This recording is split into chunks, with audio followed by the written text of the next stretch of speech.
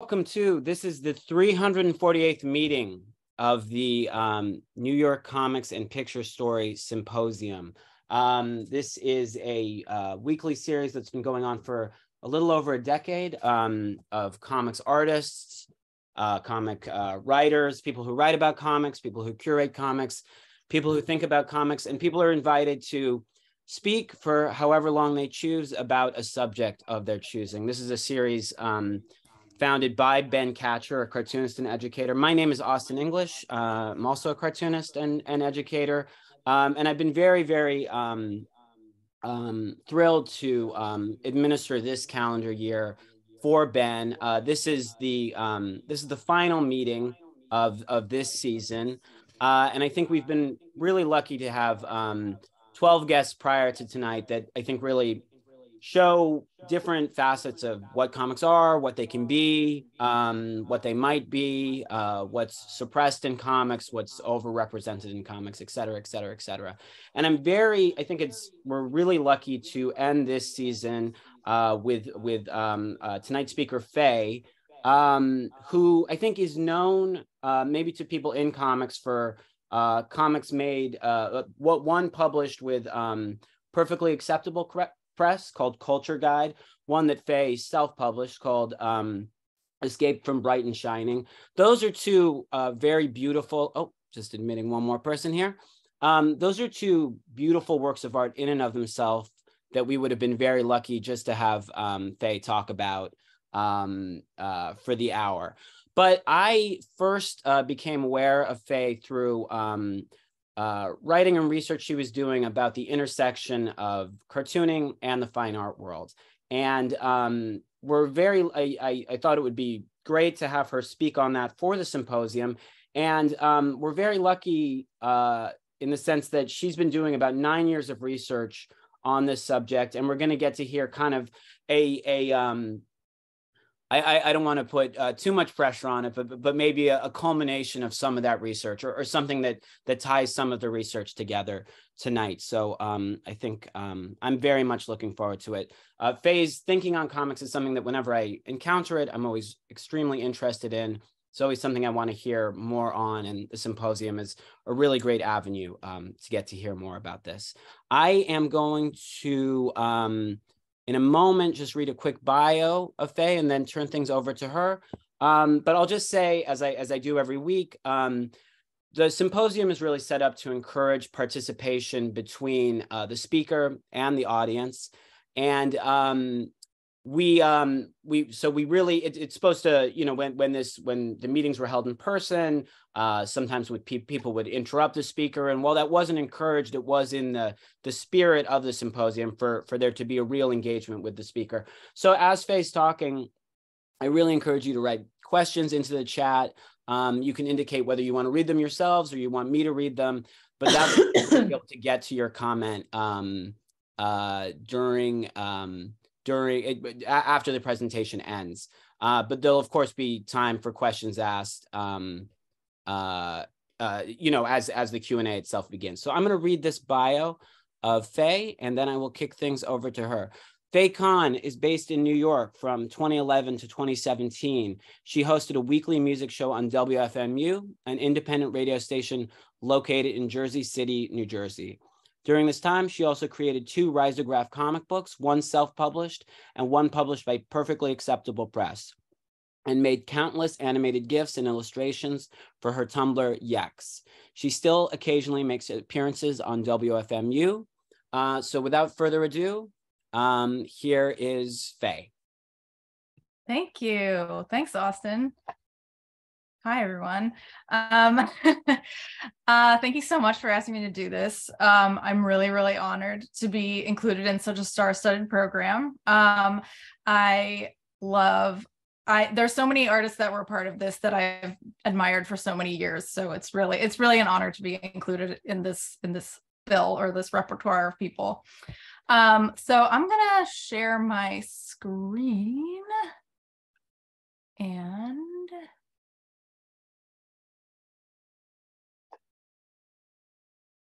do this. Okay. This is a picture of me.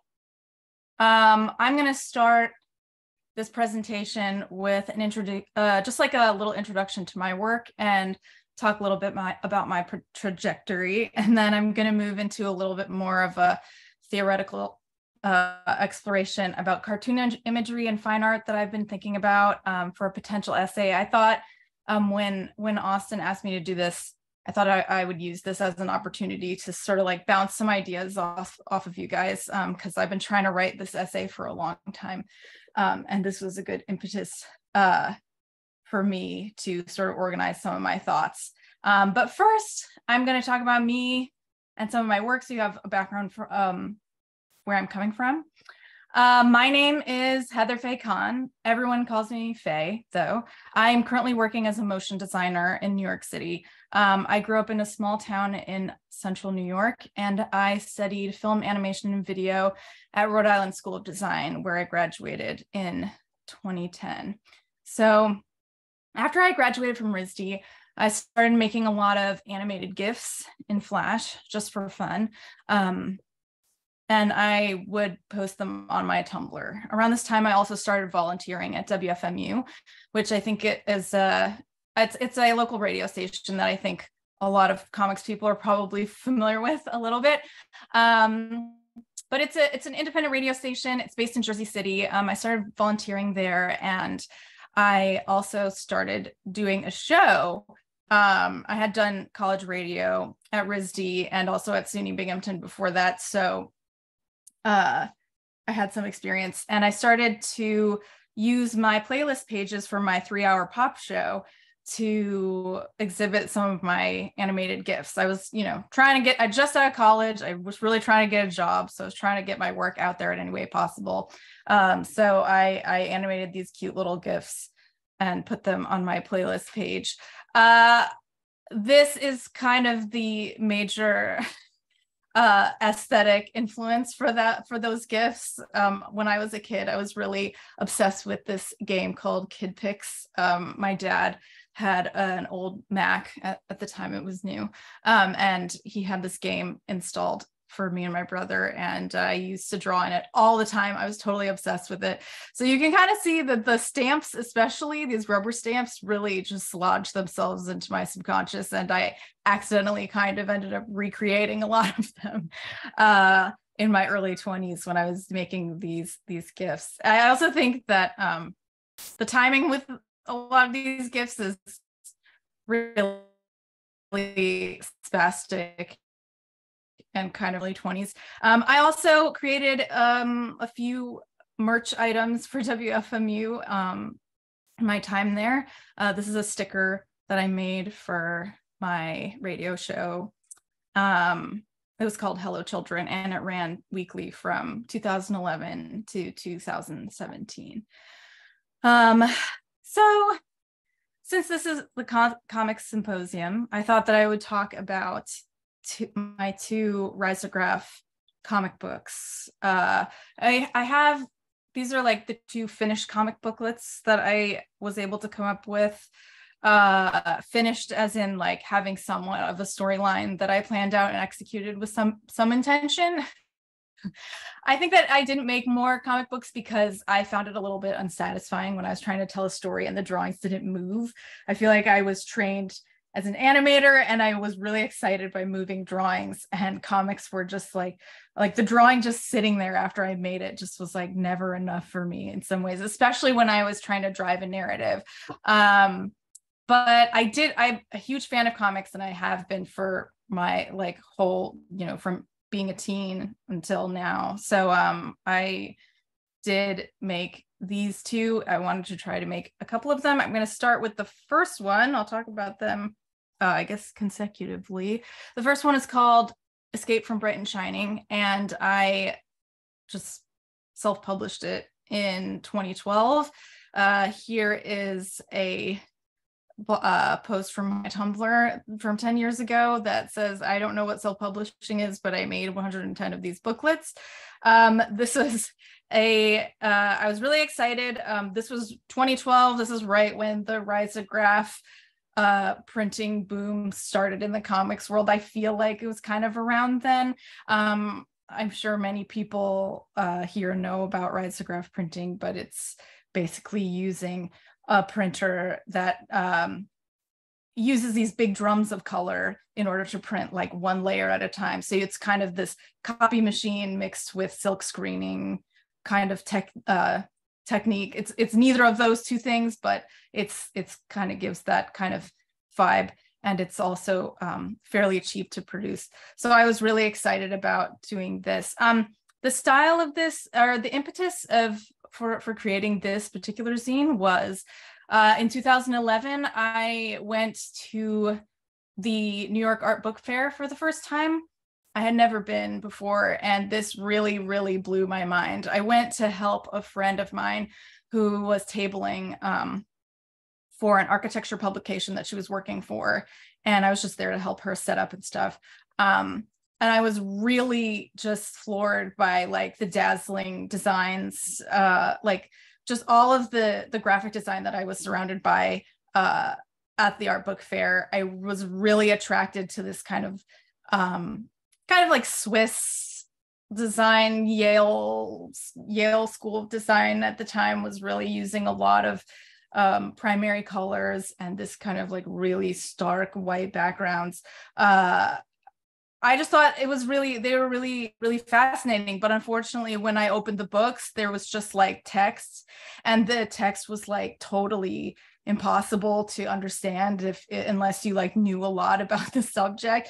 So I think that I was really, really interested in seeing if I could make a zine or make a comic that was using this graphic design style, but sort of continuing it beyond just the cover and using these graphic design like sort of layouts like and styles to tell a story with illustrations made in the same style. So that kind of led me to make layouts like this.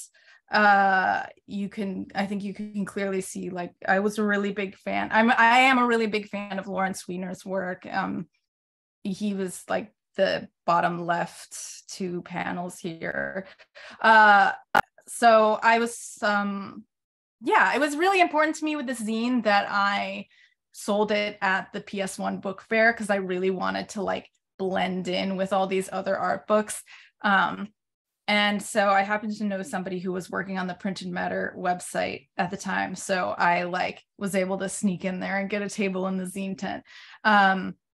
So that was really exciting for me. And I feel like it was fairly successful.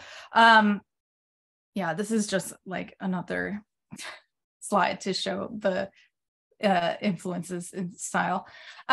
So in 2014, I totally sold out and I got a job working for BuzzFeed, and I was working in their sponsored content department.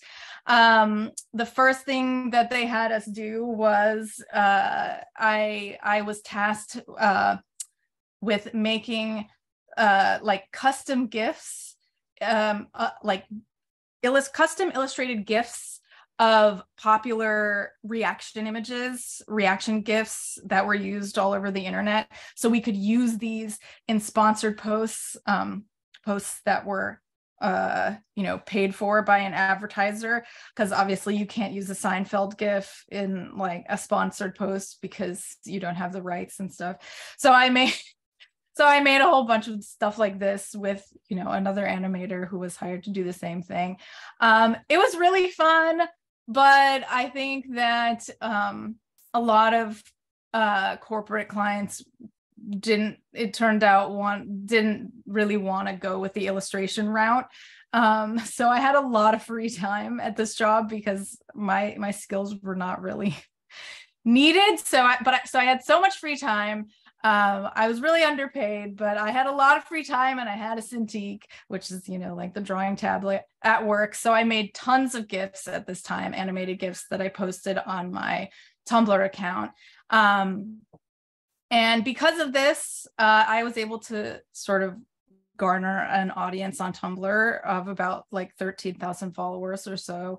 I feel like now most people know that to have a successful social media profile, you have to post really regularly, and you have to have a really recognizable style, like have, you know, your self brand. So I was able to do this because I had a lot of time and I had a lot of energy. So because of that, Matt Davis from Perfectly Acceptable reached out to me and offered to print a second comic book for me. And that was really exciting. So this one was I called it Culture Guide 2015. The original title was I Hate Your Guts, because I was doing sort of like a parody or like a nod to this really popular punk zine in New York called The City Is Nuts. You can see I like plagiarized this cover of this issue. I was really inspired by the New York punk scene for this one. I was a really big fan of a lot of the musicians and the visual artists in the scene, but I definitely felt like I didn't really fit in. So I kind of used this zine to sort of talk about my experience with this. I grew up in a really small town, so I had also just never experienced a scene like this before. So I kind of like put it on a pedestal, and it was a really intense experience for me.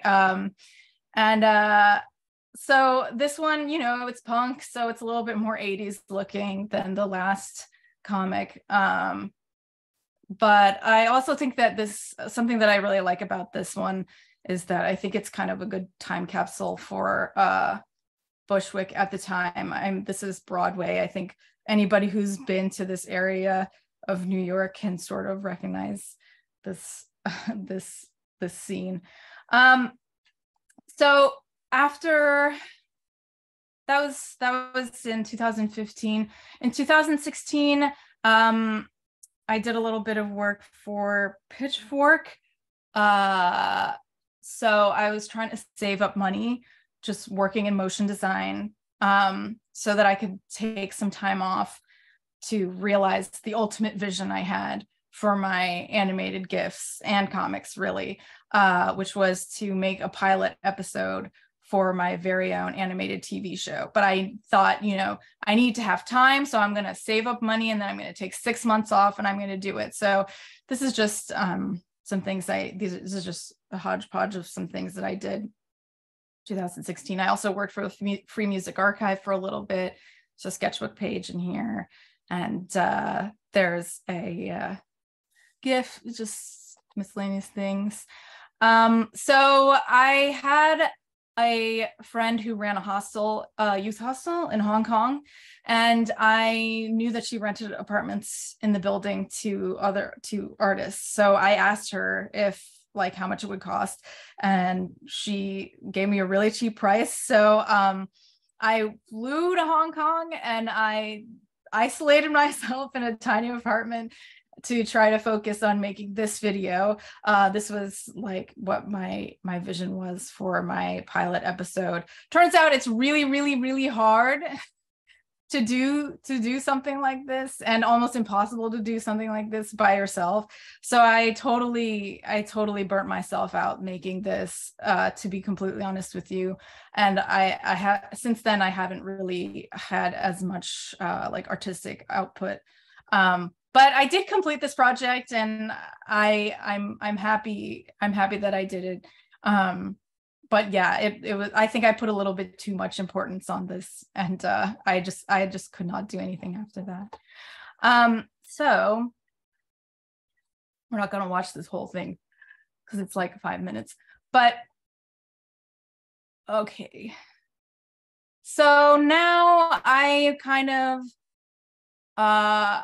this is like what my work looks like right now. I mostly just do these kind of more gestural, ambiguous mark making kind of exercises because it's like physically soothing for me to do.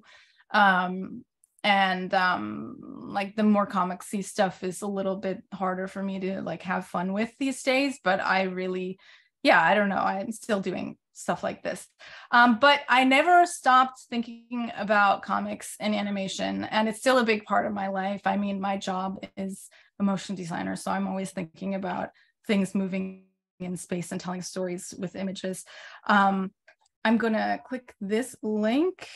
I kind of want to pivot now to something I've been thinking about since I started my journey as a cartoonist. I've been using this site that I really love called Arena for about 10 years as a place to collect and research ideas that I have for future projects. And this one is a collection I've been working on for like 9 years or something.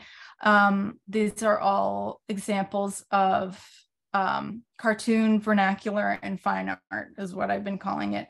I just started noticing, and something I've just been thinking about since I graduated from art school is like, what is the difference between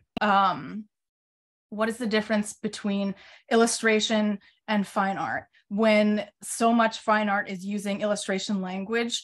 Like what is the line? And I like thinking about what the line is, and why I keep seeing more and more, since I started this, there's just more and more and more fine art and more gallery shows that I see using imagery like this.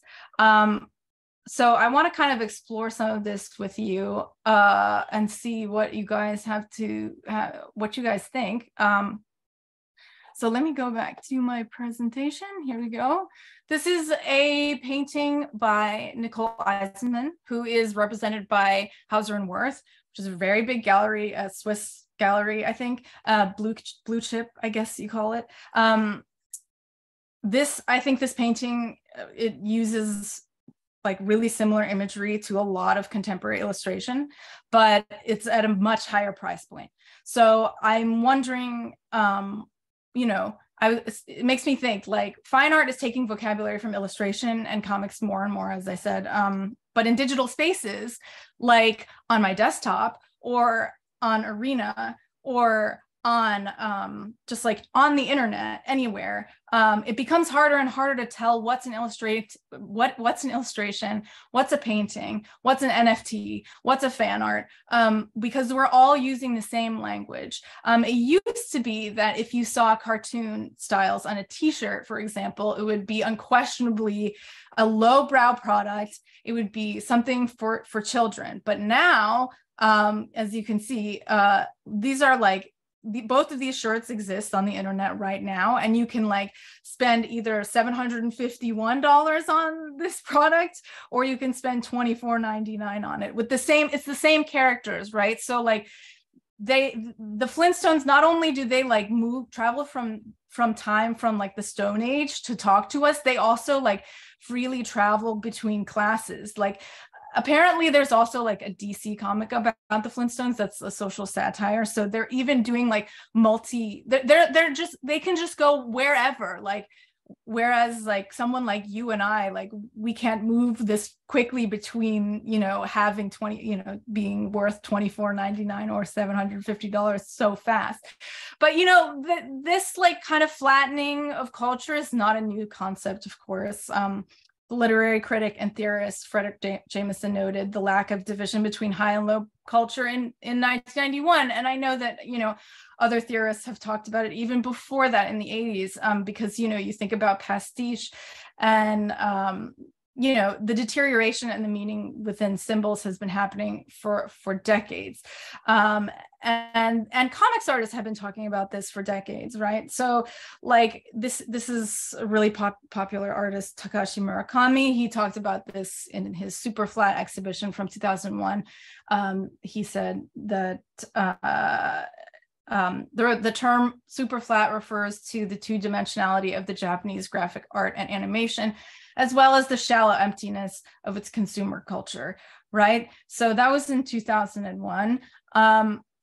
You might see, this is an article I just saw the other day. You may have seen an article like this, perhaps, that says like the biggest trend is trends, like, as meaning that like everything is in style right now, everything is always available, there's no rare symbols, right? Like you can encounter any symbol at any time in any place, and it doesn't really mean anything because it's so there's just like no rarity, and cartoons are a part of this, right? They're part of this global glut of symbols. I mean, you and I have these symbols at our fingertips at all times. I mean, look at this like richness of meaning in each of these symbols, just sitting next to each other, like a box of truffles or something, right? But it's just super available at all times, and it's so overwhelming, the richness, that you can't like penetrate it. And you know, I think there's maybe like some correlation here with this, but anyway, just putting that out there. I personally, I think that cartoons are some of the most interesting symbols out there because they're really relatable, right? They're not just like a shape. They have faces and they have bodies that they use to express themselves like us, right? So it's much more relatable than other symbols. Plus, we have even more in common with them because than we may think. I mean, we interact with flat buttons that trigger animations every day. Like, you know, like in our texting boxes, like we're literally, our texts are literally balloons, like speech balloons. So we're like actually cartooning ourselves, like making ourselves cartoons and speaking as cartoons and triggering animations, 2D animations, like effects, like every day. It's crazy. We're really moving into like what I think is, you know, a cool world. So, and even in politics, right? This is not just for like kids, right? This is like, this is a tweet somebody made about Giorgia Meloni posting anime fan art of herself. I mean, this is like a world ruler, right? She's using this language to connect with other people. And you and I, you may remember this as like a really like Facebook era type thing. But the Cartoon Yourself app, such a fad, and so much a fad that like even just to like prove my own point, like last week when I was preparing for this new service came out where people started paying for AI to make cartoon avatar, like really accurate cartoon avatars of themselves, and then you know, and of course, gaming is a whole other dimension of this. It's super, I mean, it's a much more wholly experiential kind of expression of this phenomenon because you like embody your avatar and then you're like moving around and, you know, there's Second Life and all of that. I mean, I recently watched a TikTok where there was a comment that said like, dude looks like he hit random in the character generator as like a diss on this person's fashion choices. So I guess there's some reality in character generation, right? It's like just by making that comment and people knowing what he's talking about, you know, you're admitting that like there is a blurring of the lines between generating your avatar and your real like flesh and blood self. I mean, there's a lot you could say. I'm not going to go into like gaming and VR discussion right now because it's a little bit of a digression, but I want to acknowledge it because it's really related to what I'm talking about. So I promise I'm going to tie this back to the fine art thing, but we're getting there. So why would we want to be cartoonified, right? Why? Because there's so many benefits, right? In a globalizing world, we need to move and change quickly. We have to and simple drawings can do this way faster than the human body can, right? Simple drawings load really quickly on the internet and they're easily altered to fit any context, unlike our slow and expensive three-dimensional bodies. They take forever to change and become like how we want to reflect ourselves to others, right? And we don't always have the resources to do that. But, you know, if you're the Flintstones, you can just like wear mosquito whenever you want.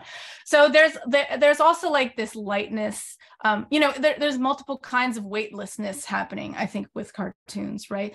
There's a lightness in their association with humor, and then there's also this lightness as in they can travel very quickly. They're really fast. But the ultimate weightlessness, of course, is immortality and youth, like not aging. So curators, I've read a bunch of sort of statements for shows that collect cartoon inspired work in galleries and museums, and curators are really fond of mentioning that cartoon characters do not die and they can be revived at any time. Haroon Faraki, the documentarian and video artist, said that cartoon or animated film is a genre that cannot really represent death. In animated film, everything is always reversible. So I think there's a connection to, wanting to be immortal or like not age or not show aging that is desirable in portraying yourself as a cartoon character. This is just a little GIF that I made after reading an article about proxy politics and how, when you create a new account on a new website, that means there's another you out there that other people are engaging with, even when you're not there. So, you want to keep track of all of yourselves out there. But that's also a little bit of digression. I think sometimes it's easier to say what you want to say when you're somebody else. And sometimes in order to find your authentic self, you have to try on a lot of different avatars, and it's much easier to do that as a cartoon. I just think this is really funny and weird, and I am not saying that I agree with this, but I just think that if there's one person out there that thinks this is true, that's hilarious to me. Okay, this is me, this is my avatar, but I don't think that I really count because this looks exactly like me. So it's not really, there's not really a difference. So there usually is. So anyway, in conclusion to this section, I would say, I've never read Marx, so I don't know, but I've heard this quote, right, that money is the alienated ability of mankind. But I think that cartoons are the alienated ability of mankind, right? They're how we can do anything and move anywhere and transcend. So here's some more examples from my Arena channel that I mentioned earlier. Obviously, each one of these artists' choices to use cartoon language, it's very different. And I think spending time with this work can really add 3 dimension or others dimensions to what cartoons mean to us and mean to other people, and what kind of space they can take up in this world and how we share the world with them. So yeah, I would encourage people to check out the Arena channel. I think I tweeted it out, and you can also add stuff to it. I would love to see more examples of work like this. This was a site-specific installation from 2021 at the Fondazione Prada in Milan. This is by Simon Fujiwara. I think this is one of the last pieces I'm going to show because it's really interesting. He created this installation where you follow this lifespan of this cartoon bear that Simon created. And he tries on all these different styles and to figure out who is he? He's trying to find, he's trying to find himself. So, I think this is an interesting turn of events where now the cartoon characters are having existential crises, and maybe they want to, turn into real people. Even I don't know. You'd have to ask this bear what he thinks. So anyway, I just want to return to this really quickly, this painting, because I also just think this is a really interesting painting, because the characters are watching TV, right? And it's called The Watchers. So I don't know, are they watching cartoons, I wonder, or are they watching us, right? Is it flipped, because this one character is pointing the remote at us. So are they going to change the channel? Are we interesting enough for them? I don't know. Who is in charge here, right?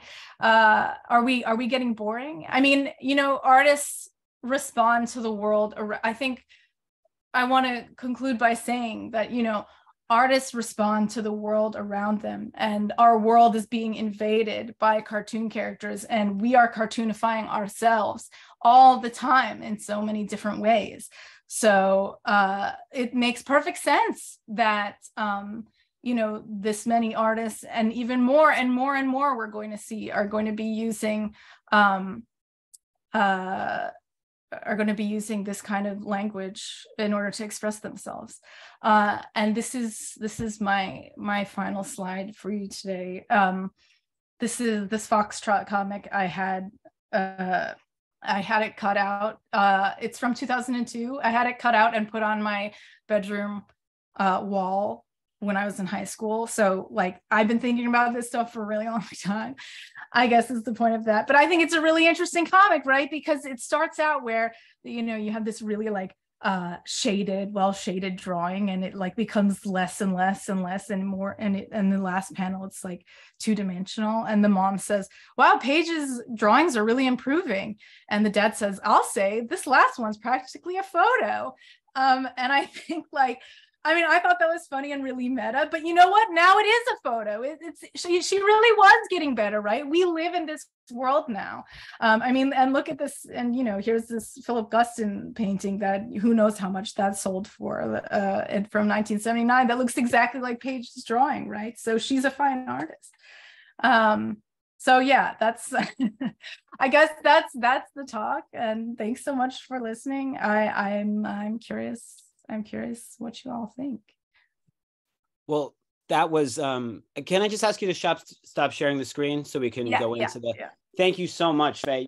As you were talking, I really hope, I have like 6 questions written here for you. So hopefully someone chimes in so that I'm not just, interrogating you for the rest of the time here, because this brings up so many things that I am really interested in. So I really appreciated the talk, because I think you really did a brilliant survey of things without coming down to hard on one end or the other. And it brings up a lot of stuff I'd like to talk about with you. So I'm going to start off by kind of just asking, what does it mean to you? Because one of the things that I thought about first is the idea of a cartoon image isolated from narrative. Maybe the reason that cartoons, depending on which interpretation of cartoon history you're looking at, they in their modern form, they start out in newspapers. There needs to be some caricature involved to be able to complete a set of drawings every day if it's daily. So caricature gets embedded into the medium. That's maybe one school of thought of looking at them. Painting, of course, doesn't have that system. Painting coming into this, now painting using cartoon imagery in this way, and maybe a less textured image, maybe something you spend less time on, that you kind of process in the same way you looked at a cartoon. And also crucially, outside of it's taking imagery that developed itself to be able to tell a story through a series of pictures, and then it's coming in and presenting the pictures as one. And I feel when I'm thinking about it, because of my love of cartooning and my love of fine art, I feel this criticism bubbling up in me of it being some kind of shortcut, which simplifies what's really happening. But I'm wondering what you think about that, or how that fits into your thesis. Yeah, that's really interesting. I think that it's interesting how now it's like really, really common to see a cartoon character with no backstory. Like you think about like all the Sanrio characters have like no story. There's like no show. I think there are like subsequently but like they started out just as like decorations, and now like people are obsessed with those and they're like everywhere. So and also just like the idea of clip art in general is like really interesting to me. It's like just like these cartoon things that have like one meaning in life, like just like this really brief thing. There's no story, right? But you're right, like we started out using this language to like tell a sequential story that like I don't know, there's something like the cartoon characters themselves are getting more and more gutted of their own stories in some ways. Like from what they're traditionally used for. I'm not sure if I'm like, I may have gotten distracted by part of your question. No, I mean, it's the worst thing to do because it wasn't really a question. It was just me rambling after your very precise presentation. I guess I mean less story, but building up the imagery that, you know, everyone who works in animation or, you know, or in comics, yourself included, you're slowly building up this visual vocabulary to tell a story, even if it's abstract or even if it's not traditional 3-act structure storytelling. There's some kind of process of building up what your world of symbols means to communicate, even if you're not like bending over backwards to explain everything. There's some kind of reason for using things within a wider web of images to tell a story. And then it's interesting to me when fine art is using this language, and there's an interest in cartoons, but there's not so much an interest in, maybe in one way to tell a story, but in another way to build up language in service of a story, whatever the definition of a story is. Does that make sense? It's less like building, it's less world building. It's more like the visual language building. Yeah. Like the vocabulary. Like, yeah. I mean, I think that's also like just like how slang develops in general, just like when you're talking, but it's still like it's like the visual kind of version of that. Yeah. Yeah, I don't know. I think, I mean, different things mean different things. I mean, I don't know. I think that yes, symbols, you know, they take, I didn't include this, but you know, you always think of everybody talks about this example, but like Pepe the frog, you know, and like how he has so many different like iterations of himself and like deep meaning for like different people. I mean that language of just that one face is like totally changed like over time. I mean, it also like the meaning of symbols changes so fucking fast now because like of the internet and how like quick people discuss things, like have to come to conclusions and stuff. So it's like, it's kind of like hard to come up with, but you know, or it's kind of hard to keep track of, but you know, certain things have staying power, right? Certain things are Lindy, so they like, you know, last for a longer time and are more readable, you know, the more that they're used throughout history to mean the same thing. I think I see SB Cates has their hand up. Do you want to unmute and ask your question? Yeah, thank you. So I just have a theory. And sorry if I'm getting anything wrong here, but so this movement of art of cartoons being in fine art has been, I guess, going on starting since the early 2000s in the examples that you provided, where it's become a more common motif. And I've noted that's also the time that graphic novels have become, these past 20 years, have become more respected, like put in libraries, and graphic novel programs started in many universities. And also the time that it's also become a good way to get a new movie script. So lots of well-known or popular movies have started from graphic novels. So maybe it's a reaction from the art world to the increasing respectability of cartoons, and that respectability coming from their sort of commercial success. Just, I don't know. That's it. Yeah. I think that's a really great point. I think there's, you know, people get upset about, you know, institutionalizing things or people like are annoyed by institutions for very valid reasons, but institutions also serve to like validate certain things, right? So when you have comics classes or teach, like there are classes in universities and programs in universities where you can get a degree in, you know, graphic novels or in like comics making or even in animation, you know, this like totally validates this language as something that's, you know, it just real, it makes it like reifies it, I guess. It makes it real and it makes it more respectable. And I mean, I think that's a really good point. And then, you know, if something is more respectable, then more people start looking at it than, you know, just the niche interests or the fans before, and that can, spread out into people who fine artists who wouldn't necessarily go there. For sure. Thank you for that. Thank you for that question, SB. I'll ask a little follow-up to that, in that, you were talking about your experience at BuzzFeed, where you're pitching these ideas to clients, and they were less interested in the illustration route. They were more interested in something less illustration based.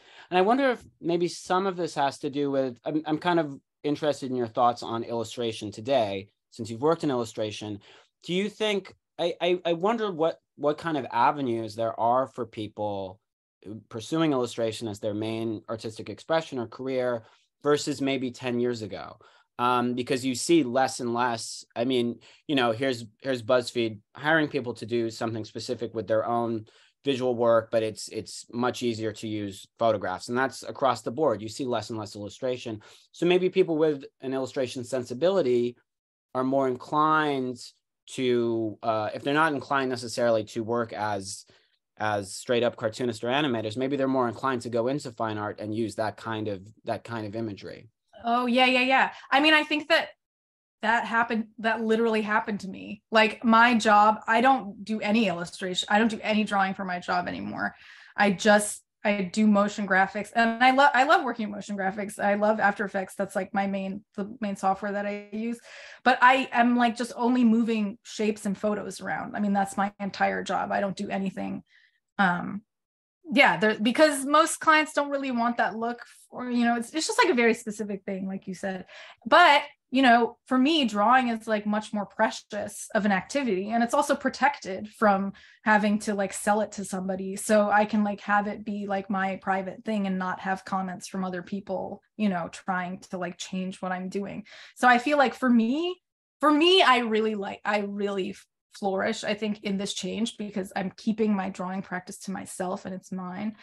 But I totally understand that. I was talking to a friend of mine recently, and he was like, yeah, if my job was just software and there was no drawing, I like, that just sounds like a horrible life. And he's an animator, so like a hand-drawn animator, so it doesn't work for everybody. But yeah, I think, and I kind of hope that like illustrators do go into a fine art, because I don't want illustrators to stop because they're not in demand as much, although I feel like they're still in demand. But I mean, there's the whole like AI taking illustrators' jobs discussion also, like, that I'm like not ready to go into and I don't know enough about. But like I would hope that if robots take all of our jobs, like, people still like make things with their hands, and I think that they will. It's like, it feels good to do that. So Yeah, it's just such a, I mean, I guess people get hung up on the context of where the images will go, but that doesn't necessarily have to be the case. Amy has her hand raised. Do you want to unmute and ask your question, Amy?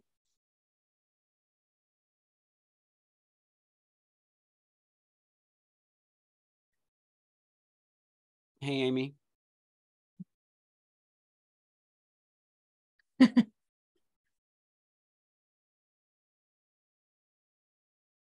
I don't know if I can hear you, Amy. I think, do you want to ask your question?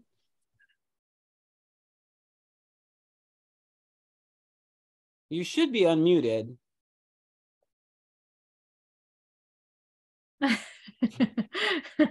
You can, strange. Here. We'll work it out. Oh yeah. Amy has my old computer, actually, so she's I'm totally responsible for this technical malfunction. And Amy, you could always, if you want, we'd love to have you ask the question out loud, but if you want, you can always type the question and I can read it for you. But of course, it would be better if you can say it yourself. Just wanted to add, Faye, to what you're saying. Do you think maybe because there's like less of a commercial demand for illustration or hand-drawn work is the reason why comics is coming closer into the fine art world? Like, it seems like it's just a bit more precious. Or I guess I just wondered, as you were saying, like, why comics wasn't considered fine art before, or really what's the missing link? Yeah, totally. Yeah, I know. Well, now it's like crazy to be like, it's crazy to think about a world before that, right? But I think that, I mean, yeah, comics used to just be, you know, considered crude or like lowbrow for so long. And just, you know, like, you know, it's like a sign of someone who doesn't have like the skills enough to like make something that's like photorealistic or something, right? Which we know is not true. But I think that, yeah, I think that comics, or like the less demand for hand-drawn work, does make it a little bit more, I think it maybe puts it at risk of being a little bit tokenized, or kind of like nostalgic in a way. Whereas, you know, if you go, I went to a show recently that was like where artists were using AI technology to like make really interesting and like gorgeous, beautiful animations. And then I've seen people use 3D printing to make costumes and stuff like that. And that's like kind of like considered the cutting edge in some ways. And I feel, and I'm afraid that some of these like more traditional mediums like painting and drawing are gonna become like, you know, like nostalgia objects. That's something that I'm a little bit worried about. I mean, it doesn't really matter, but it's definitely something that I think about. I think it's interesting that maybe in circles of people like us, where we have an interest in comics or cartoons and an interest in fine art, maybe I think sometimes we think there's been some kind of acceptance of comics as fine art, but I wonder if that's really true for people that are from exclusively a fine art perspective. Because recently, for instance, MoMA remixed their collection. They expanded, they opened at MoMA New York. They opened another building, and they remixed their permanent collection, and they opened wings that had devoted to outsider art. They had rooms where there's film stills from like early film on the walls, not even projected film, like, there's films being projected in their modern collection, but they also just have stills from the movie. So it's not exactly how it's supposed to be shown. But in this expansion of their collection and their redefinition of fine art to include these things, I mean, they've always had a film program, but to put it in the main floor like that, they did not, there's no comics represented there. There's no early originals or even tear sheets or things like that. So I wonder, I wonder, I guess it gets back to my first question. I really wonder what this stuff means on the flip side of things. I think for us, we see this imagery in its original context, and we're very interested in it leaking into the fine art world. But I wonder what the I wonder what you think the attitudes are on the other side. Maybe that would be a good question to ask. How you think the fine art, because you're someone involved in all different corners of it. I wonder what you think the perceptions are on the other side of the wall. Yeah, I don't know. I mean, I don't know that many people who are like, well, I don't know. I feel like the fine artists that I've talked to, if I mention comics or animation to them, they're like excited about it and really interested in it. They're like, I've never had someone like look like make me feel like less than because I'm like interested in that. They're always like, oh, that's like such a cool world or something, now I'm, so I think there is some respect. I mean, I can't speak for everybody, but in my experience, I feel like there is some admiration from fine artists. However, I would say that I don't think it's mutual, because I've seen many cartoonists say that they like hate the fine art world and like don't want anything to do with it. And if you ask them, like multiple people I've talked to just being like, I don't want to go there. And that's because of this like price point, I think, because there's like material consequences that come with, not, being an artist, but not being in the fine art world, right? If you're not making as much, if you're not making, thousands of dollars off one piece of artwork, but you're working just as hard. I mean, I think there's a lot of animosity there, but I think it comes from bottom up then. And I think, fine artists generally think that, animation is cool and fun, or comics are cool and interesting, and I like reading them. But yeah. Well, I want to ask you a follow-up on that, but before I do, let me see if let me try to unmute Amy again so she can ask her question. Okay. Perfect. Yes. Right. Okay, great. Yeah, I don't know if it's a question. I just wanted to maybe add to the conversation. So when I was 4, the first book I ever got was given to me by my parents, and it was it's this one here, which I still own it because I love it, but it's called Around the World with Felix. It's like one of those Felix books. But I don't know, it's just your talk kind of reminded me of it, because what they did, this bookstore, they kind of like put you in the cartoon, and so you never see this character's face, but it has my name like in the text. And I don't know, it just kind of like it reminded me of like what you're talking about having avatars, but maybe this is like a rudimentary version of it, where I'm like flying around with Felix, like, looking at the pyramids, or like, I don't know, flying off to the sunset, or meeting like this girl cat. I don't know. I found it pretty funny, but it's just having like your name implanted into the cartoon. It just seemed like the earliest, like an early version of having like Avatar in a cartoon. And yeah, I don't know. I've been connected to that book for a while, and it might be related to what you're talking about, but it definitely queued up that thought in my mind. And I still have this book, and I love it. But yeah, it kind of just brought back a lot of memories about reading that as a kid and thinking like, whoa, that was, I went on that adventure with Felix, and we went all over the world. It's, obvious Around the World with Felix. But yeah, it just kind of got me thinking about, my cartoon self. And then I thought about that book. So I think that might have been somehow, part of my story is being in this story. I just had to bring up that book. So yeah, I'm glad totally. I still had it. It took me a minute to find it. I'm so glad you still had it. Thanks, Donnie. Yeah, I thought I lost it, and I was like, oh, I think I got it somewhere. And I just went in the closet, and I dug around a little bit. Oh yeah, shit, here it is. So yeah, I don't know. I just thought that might add to the conversation, maybe an early representation of being implanted somehow. Yeah, totally. So. No, that's a really good example. I totally forgot about those things. I remember like those being a thing. But yeah, I think that's like a really, really early form of like cartooning yourself or something.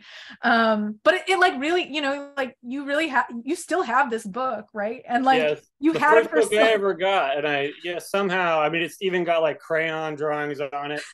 And I've like held it a few times. I'm like, do I really want to keep this? But it just has like a, it's part of the story. I don't know. It just like, somehow, and I loved Felix the cat growing up. So it just, so I held on to it, and I was identified with that book. And so I still have it somehow. Yeah. So it made like a really huge impression on you as a little kid, obviously. So I think that's like a really good example of how powerful these connections to cartoon characters can be, or like how they like spark people's imaginations. I don't know. I think it's a great example. Yeah, I don't know where to go with that, but it's just kind of like maybe is part of the conversation, Yeah, definitely. I think that's really great. Thanks, Son. Heather has a question, so I'm going to ask her to unmute. Hi, yes, I'm unmuted. It's just another sort of random thought and connection while you're talking about like, it's kind of from the other side of it, but I was just remembering, I don't know, I'm just adding this in. It's just a thought, but I'm just thinking about, I don't know, it's like 5 years ago now, but I used to work with some young artists in a art school setting, the same one that we went to, but like these young painting students, I'm just thinking about them and like the work that they were making and how much they were inspired by painters like Nicole Eisenman and people like that. And they were also all, really, really, really so centered on identity, but like in creating all this work that was really about their identity, they're using that cartoon language that is inspired by painters like Nicole Eisenman, but also inspired by the cartoon world, like you're saying. And I just think it's interesting that, I mean, it's just like underlining the points that you've already made, but like all of these young people that I'm remembering and thinking back on are like in reaching into their own identities and trying to make fine art. Like that's the language that's so many of them, that's the language that they're reaching to. And then I guess that just makes me wonder, like, at what point are we just going to forget where it came from and just say like, this is fine art language? So I don't know if you have any thoughts about that, but I just wanted to add that thought.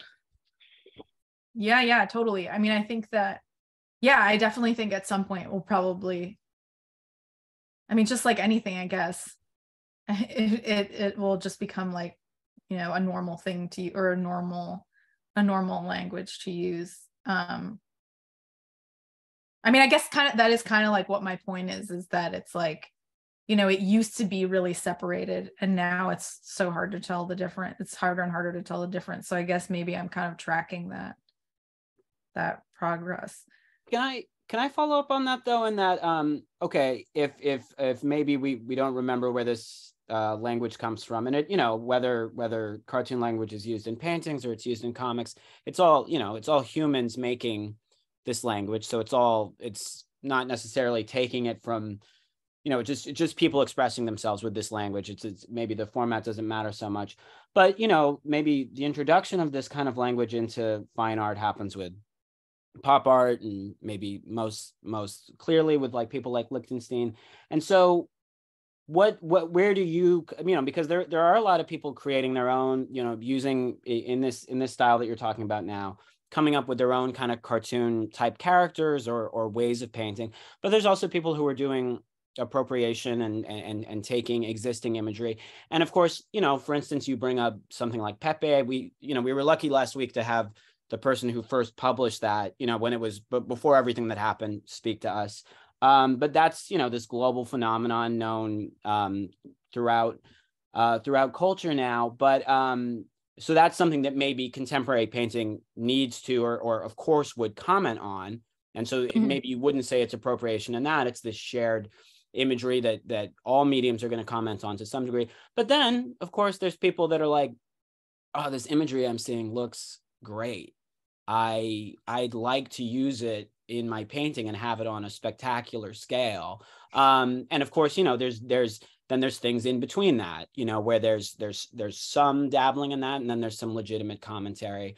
So I wonder what you think about those issues. If it's almost as if, of course, you know, everything's going to get assimilated at some point, but you know, I wonder how you feel about those things in your larger thesis. Yeah, it's definitely something that I thought about a lot, like the difference between like just like literally like copy pasting an image in, you know, from, you know, like Lichtenstein did. I mean, he was literally sued. So like, I mean, it's like, but I mean, yeah, everything is grist for the mill at this point. Like, you know, you have to just take from like the things that you see. I mean, and it's going to hurt the original creators, but it's also just like, I don't know. I just feel like with technology these days, it's just going to happen. It's just reality. Like assemblage or whatever, assemblage. I think that just happens. I mean, I think in my research that I've done of like examples, there are some artists that are literally like, there's someone who just like displays like all of the like smoke frames from like Looney Tunes as an installation. And there's actually, I was just reading about this today. There was this Mark Leckey piece that was like all Felix the cat. I mean, speaking of Felix, and he had this gigantic inflatable Felix that was like in a gallery, like a very, you know, high-end gallery. I can't think of the name off the top of my head. And I mean, it's literally Felix. I mean, this guy, Mark Leckey, didn't invent Felix, but he's obsessed with Felix, much like Donnie. He's obsessed with him. And so he wanted to talk about how big and how he also, I thought this is great in this work, is that he's like, I want to talk about how cats move so quickly on the internet, and like we just see cats everywhere, and like they're just like they become this meme. And so he like displays all these versions of Felix in order to sort of like he himself is working through this using Felix the cat. But so I don't know, I think it can be a useful tool to but it's gonna hurt people, you know, stealing images, as it always hurts. Bob Sikoriak has a question. Oh, hey. This was great. So glad I made it. And lots to unpack. I had a question about kind of going back to the beginning of the talk when you were discussing how you would appropriate sort of the even the compositions, like that punk magazine where you had the two characters and you sort of appropriated that in your own style. I mean, completely transforming it as far as I could tell. But I was wondering if how that approach affected your narratives. Were you using like visual echoes, or was it also narrative echoes? I'm just curious. Like, I really liked that approach, and I was wondering if that had like extended into the animation and the other like longer form stories that you told. Yeah, I just copied that one image for the cover, and like inside was much more about myself and like my experiences. It was more like, you know, but I did, you know, draw real locations that I went to. So in some ways I was, you know, like copying the image of this venue or this street, like into, you know, so I mean, you know, that's something to think about whenever you draw something from life, you know, what are you're sort of stealing a little bit, right? But I mean, that's like how people experience life, is they, you know, you're always intaking and like outputting. So yeah, in some respects, yeah, but not as like literally as that cover.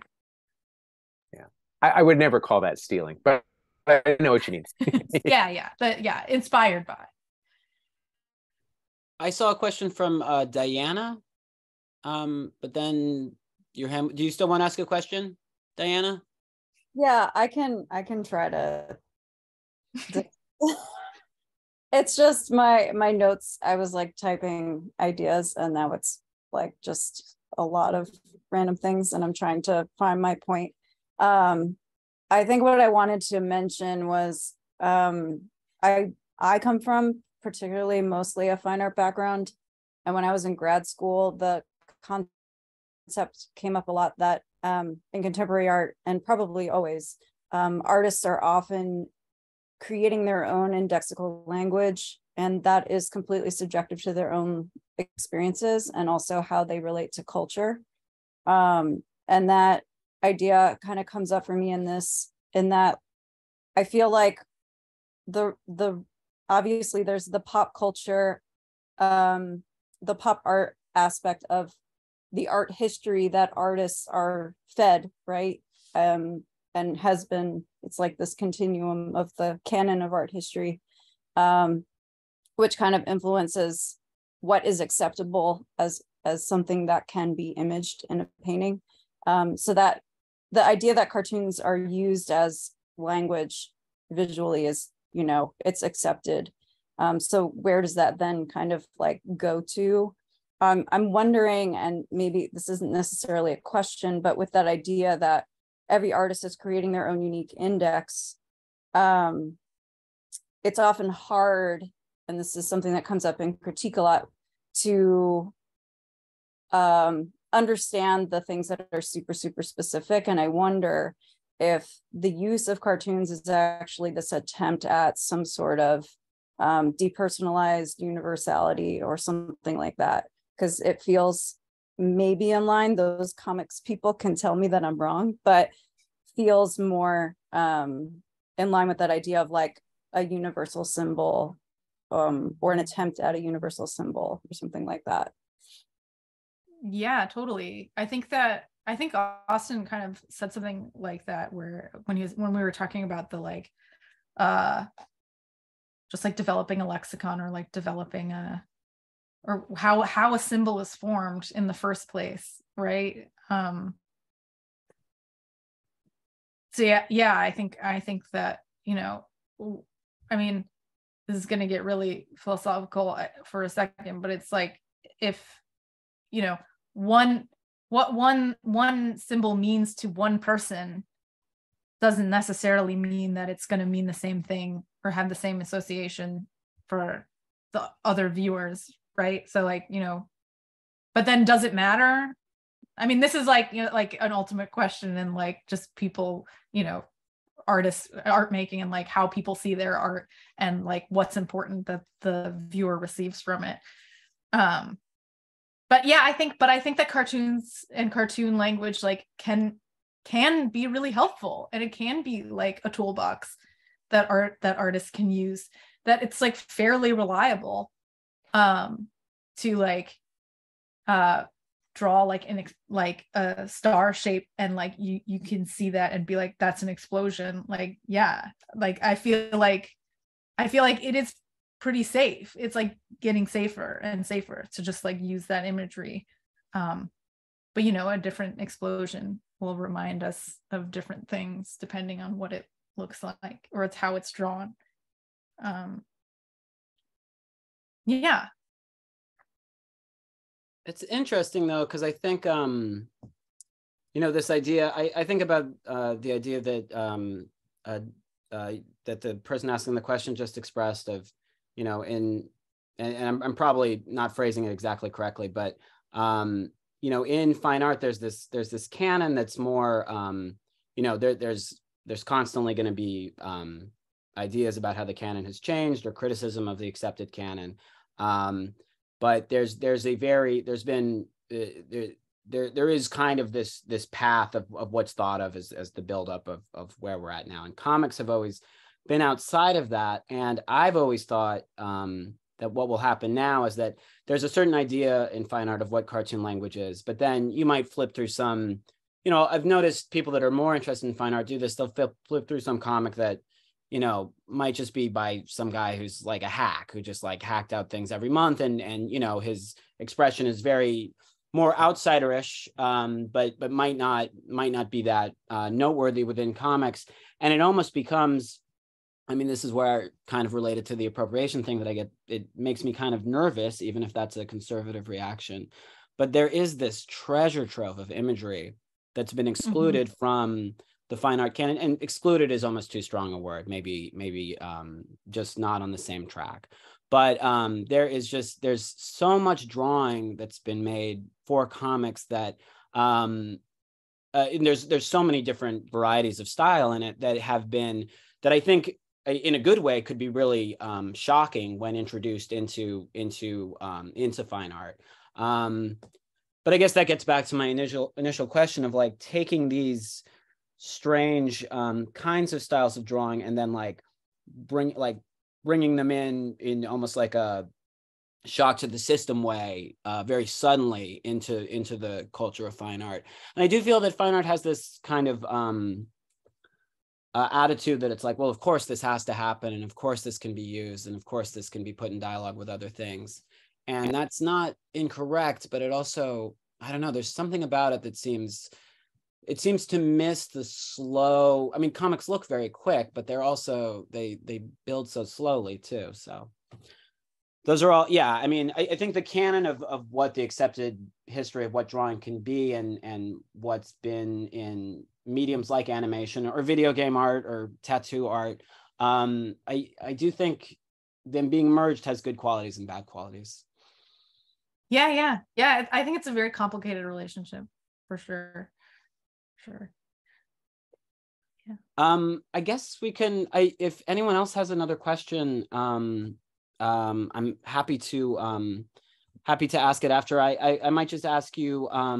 Looking at everything you've done in this talk, it does feel like you're interested in all, many different modes of expression or working in different ways, and research is one of those.